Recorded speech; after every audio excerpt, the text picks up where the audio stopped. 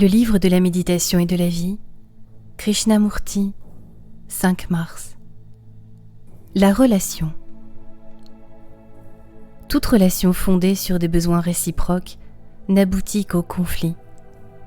Quelle que soit notre interdépendance, nous nous utilisons réciproquement en vue de certaines fins, de certains buts. Si elle vise une fin, la relation n'est pas. Vous pouvez m'utiliser et je peux moi aussi vous utiliser, mais dans cette utilisation mutuelle, nous perdons contact.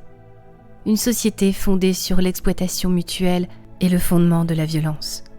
Lorsque nous utilisons autrui, nous n'avons d'autre image en tête que le but à atteindre. Cette finalité, ce gain, font obstacle à toute relation, à toute communion. Dans l'utilisation de l'autre, si gratifiante et si rassurante soit-elle, il entre toujours de la peur. Pour éviter cette peur, il nous faut posséder. Cette possession suscite la jalousie, la défiance et les conflits perpétuels.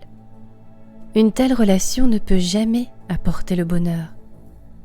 Une société dont les structures sont fondées sur le seul besoin, qu'il soit d'ordre physiologique ou psychologique, ne peut engendrer que conflit, confusion et malheur. La société est le reflet de votre rapport à l'autre, où prédomine le besoin et l'utilisation.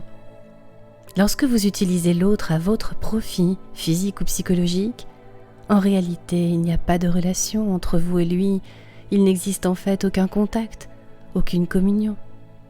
Comment pouvez-vous communiquer avec autrui si vous vous servez de lui comme d'un meuble à votre convenance et pour votre confort?